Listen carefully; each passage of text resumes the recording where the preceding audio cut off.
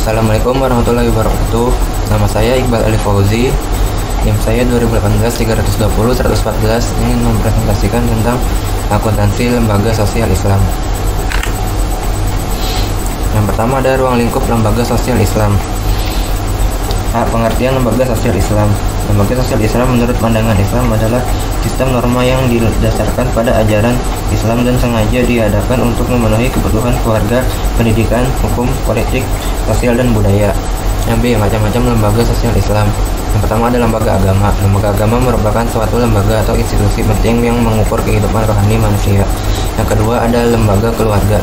Keluarga adalah persatuan terkecil dalam masyarakat yang anggotanya terikat secara batiniah dan hukum karena pertalian darah atau pertalian perkawinan. Ikatan tersebut memberikan kedudukan tertentu kepada masing-masing anggota keluarga, hak dan kewajiban, tanggung jawab bersama, serta saling mengharapkan.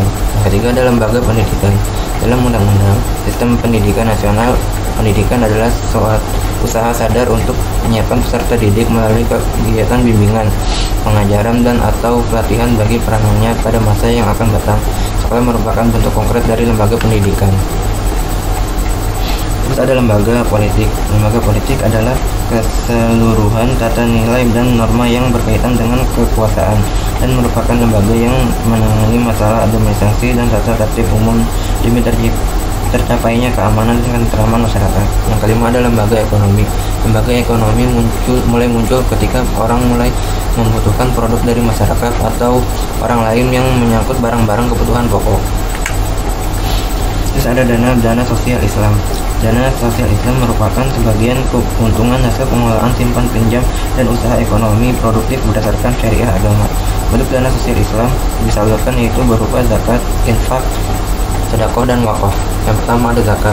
Zakat adalah bagian tertentu dari harta yang wajib dikeluarkan oleh setiap muslim apabila telah mencapai syarat yang ditetapkan. Hukum membayar zakat adalah wajib bagi setiap muslim yang telah memenuhi syarat-syarat zakat. Zakat dibedakan menjadi dua, yaitu zakat fitrah dan zakat mal atau harta. Yang kedua ada infak. Infak berasal dari kata anfaqo yang bermakna mengeluarkan atau membelanjakan harta. Menurut terminologi syariat, infak berarti mengeluarkan bagian harta atau penghasilan untuk suatu kepentingan yang diperintahkan Islam.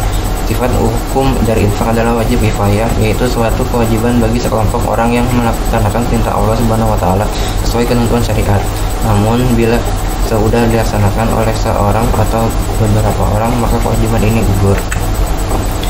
Yang ketiga ada sedekah. Sedekah adalah pemberian seorang muslim kepada orang lain secara sukarela dan ikhlas tanpa dibatasi oleh waktu dan jumlah tertentu. Sedekah lebih luas dari sekadar zakat maupun infak, karena sedekah tidak hanya mengeluarkan atau menyumbangkan harta, namun sedekah mencakup segala amal atau perbuatan baik.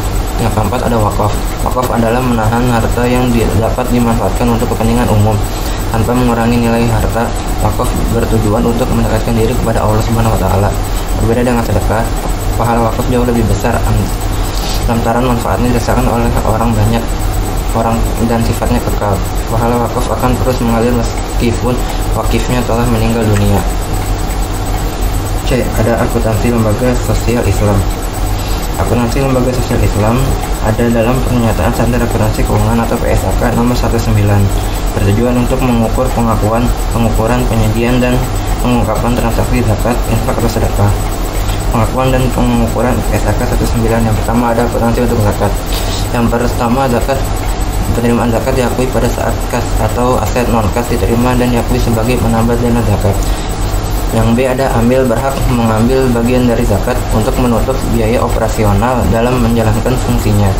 Yang C ada beban penghimpunan dan penyaluran zakat harus diambil dari porsi amil.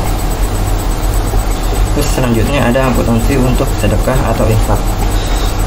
Yang pertama ada penerimaan infak atau sedekah diakui pada saat kas atau aset non-kas diterima dan diakui sebagai penambah dana infak atau sedekah, terikat atau tidak terikat sesuai dengan tujuan pemberiannya.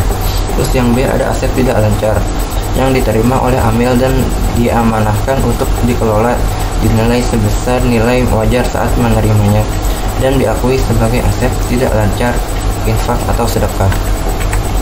Ya, sekian presentasi dari Kurang lebihnya mohon maaf.